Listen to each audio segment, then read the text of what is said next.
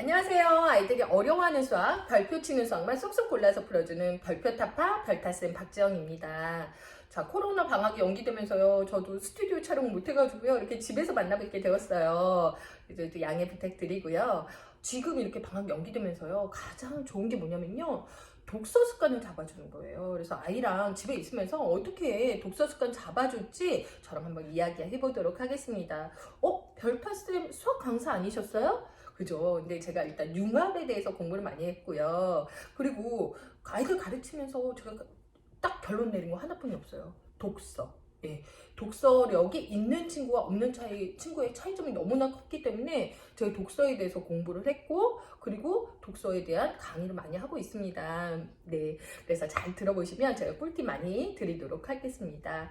자, 그런데요. 선생님, 독서가 중요하긴 중요하죠. 그죠? 모두 알고 있어요. 그죠? 어머님들 물어보세요. 근데 구체적으로 독서가 왜 해야 돼요? 라고 물어보면 대답하지 못하시는 경우가 많이 있거든요. 제가 세 가지로만 딱 얘기 드릴게요.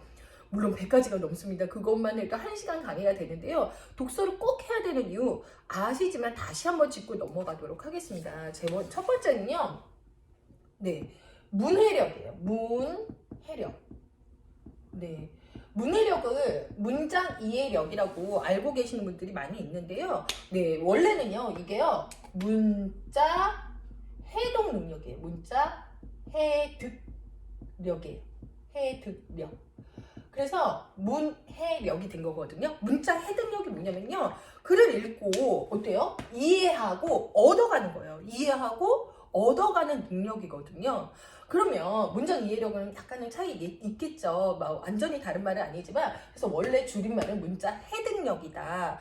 그러면요, 어떤 것들이냐면요, 넓게 얘기하면 말하기, 듣기, 읽기, 쓰기, 이 네 가지 영역을 얘기하는 거예요. 그거를 이해하는 능력, 말하기, 듣기, 읽기, 쓰기.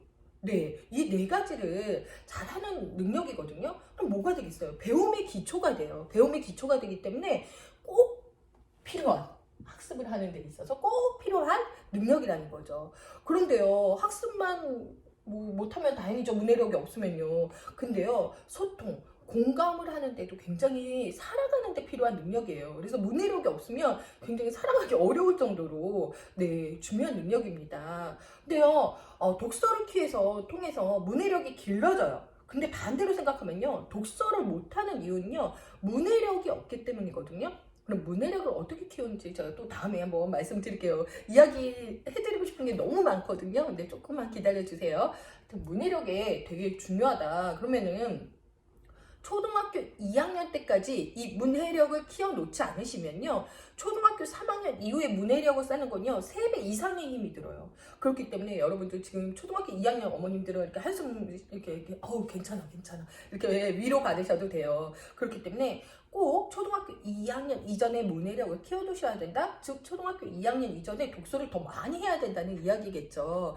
자, 첫 번째는 문해력이에요. 두 번째는요, 네, 사고력에 대해서 말씀드릴게요. 네, 제가요 요새 메타 인지에 대한 이야기를 많이 드리고 있어요. 자기주도 학습에 관해서요. 가장 중요한 건 메타 인지 능력이다. 상위 1%의 아이들이 모두 가지고 있다는 그 메타 인지 능력이 뭐라 그랬죠, 제가요? 자신의 인지에 대해서 생각한 거예요. 내가 이걸 아는지 모르는지 그거를 생각하는 능력이 네, 메타 인지 능력이라고 말씀드렸어요. 자, 그러면요, 제가 지금 또 말씀드렸어요. 생각하는 능력이에요. 즉, 사고력이 바탕이 되지 않으면요, 메타 인지 할 수 없어요. 예. 그럼 이 사고력은 어떻게 생기느냐? 뭘로 생긴다? 독서에 의해서 생긴다는 거죠. 사고력 문제 많이 푼다고 사고력이요? 아니요, 절대 생기지 않습니다.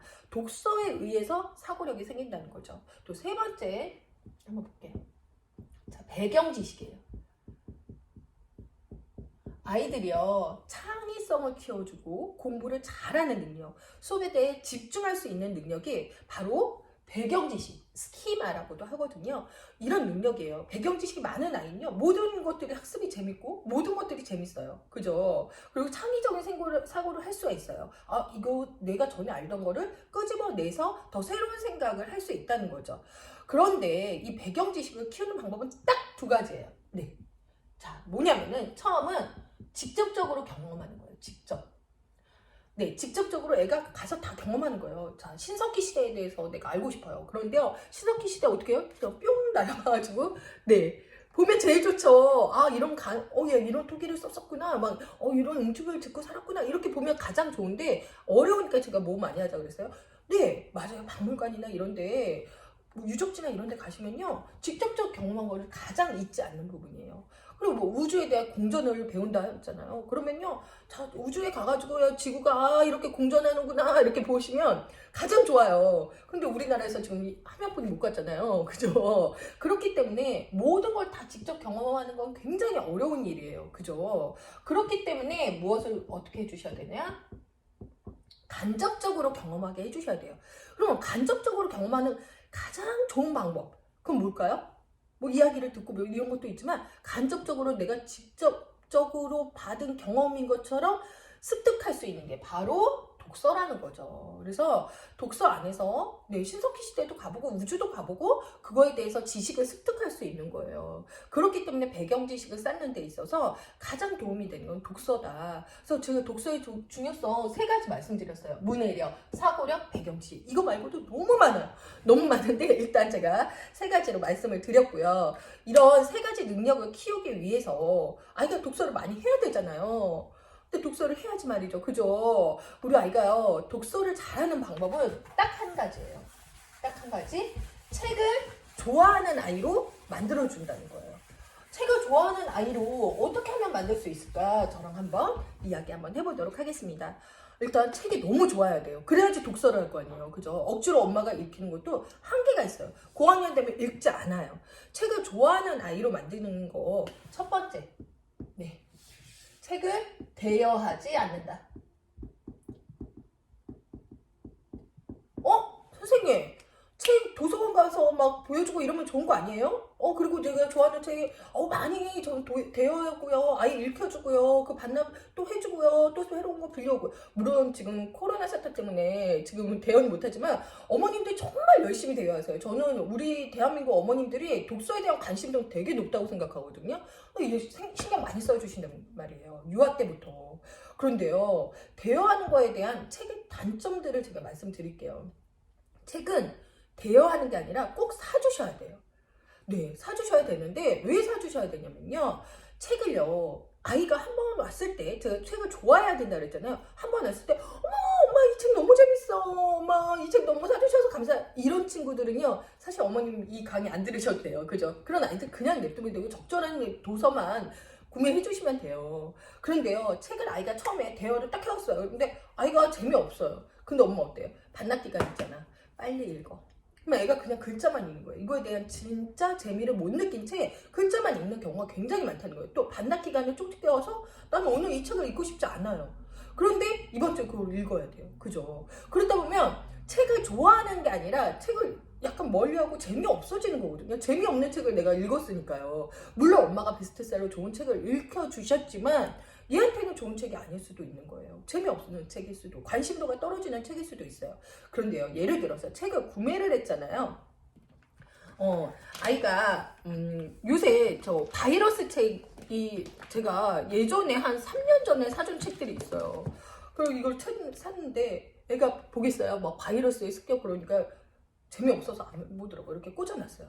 그러던 아이가 지금은 이거 얼마나 재밌게 보겠어요. 지금 코로나 바이러스 때문에 이런 바이러스 책들이 굉장히 눈에 쏙쏙 들어온다는 거죠. 물론 엄마가 그 시점에 맞춰서 적절한 책을 사주시는 것도 되게 중요하지만 얘가 이 책이 재미없어서 그러면 나는 책에 대해서 과학책 같은 이런 책들은 나는 조금 싫어하고 재미없어. 이렇게 있어요. 근데 얘를 반납했어. 그럼 끝이에요. 끝. 예, 재미없는 책에서 끝났는데 저기 한 구통에 있던 책이 얘가 보이는 거예요. 바이러스네? 야, 맞아. 이렇게 재밌었구나. 얘는 책이랑 지금 친해진 거예요. 그때 미워해서 미안해? 너가 너무 재밌어. 그럼 책을 좋아하게 된 거죠. 그죠? 그냥 보냈다면 얘는 책을 싫어하는 점수가 지금 더 높아졌겠죠. 그런데 이거를 다시 읽고 좋아졌다는 거예요. 또 하나 예를 들면요. 이 책을 제가 사줬어요. 근데 아이가 6살 때 읽었는데 그렇게 재미없게 읽더라고요. 그래서 그냥 뒀어요. 제가 한 번 정도 돈 아깝잖아요. 읽어주고 그냥 뒀어요. 근데 안 꺼내보더라고요. 그런데 7살, 무려 7살에서 8살 넘어가면서 두발 자전거를 아이가 이제는 타기 시작했거든요. 그랬더니 이 책을 쓱 끄집어내는 거예요. 그러면 이 책을 대여해 왔다면 어때요? 재미없는 책으로 끝난 거예요. 나는 재미없는 책도 있어. 로 끝난 거예요. 하지만 얘가 집에 있어서 이거 지금 보면 얼마나 재밌겠어요. 아슬아슬한 마음, 두려운 마음, 와 그리고 성공했다는 마음이 그런 자신감들이 이 책에 고스란히 녹여 있거든요. 그럼 얘는 이 책을 좋아하게 되겠죠. 그죠? 네, 그렇게 책을 좋아하는 아이로 만들어 주시려면 대여가 아니라 뭐 해야 된다? 구매해 주셔야 된다는 거예요. 이거 말고도요 굉장히 많아요. 내가 뭐 예를 들어서 무지개 물고기 이런 책도요 엄마한테 욕심부린다고 혼났어요. 그랬는데 그 책을 봤어요. 그러면 그 책을 보고서 얘는 마음의 위안을 삼겠죠. 그 나이에 읽었을 때랑 그때 감정에 읽었을 때랑 1년이 지났을 때, 화났을 때, 엄마한테 혼났을 때 이 책을 읽는 감정들이 다 달라져요. 그렇기 때문에 아이가 반복해서 읽을 수 있도록 그러면 이 책에 대해서 위안을 받고 이 책을 좋아하게 되는 거죠. 언제 이 책을 좋아할지 몰라요. 하지만 책을 좋아할 수 있도록 엄마가 그 책을 구매를 해주셔야 된다는 거예요. 지금은 싫어하지만 나중에 좋아할 수도 있다는 거예요. 우리나라 책 구매율이요. 저 깜짝 놀랐어요. 제가 Y에서 주로 이용하고 아니면 오프라인에서 거의 책을 사는데 서점에서 사는데 97만 6,230원어치를 1년 동안 샀거든요. 제가 상위 2%래요. 제가 한 번도 상위 2%를 해본 적이 없거든요. 근데 97만 원어치를 샀는데 저는 사실 오프라인 더 많이 사거든요. 근데 1년에 그러면 한 사람 앞에 한 달에 10만 원도 안 쓰는 거잖아요. 우리 아이들을 위해서 한 달에 10만 원 정도는 책 구매에 좀 써주셔야 돼요. 엄마 책, 아이 책 할 거 없이 꼭 써주셔야 된다는 거예요. 첫 번째 비결 제가 말씀드렸습니다. 책은 어떻게 해야 된다? 구매해야 되는구나. 대여, 삑. 네. 나머지 비결도 제가 2편에서 말씀드릴 건데요. 정말 어머님들 1편보다 더 재밌는 이야기 가지고 찾아뵙도록 하겠습니다. 오늘 고민 해결되셨나요? 네, 그럼 별표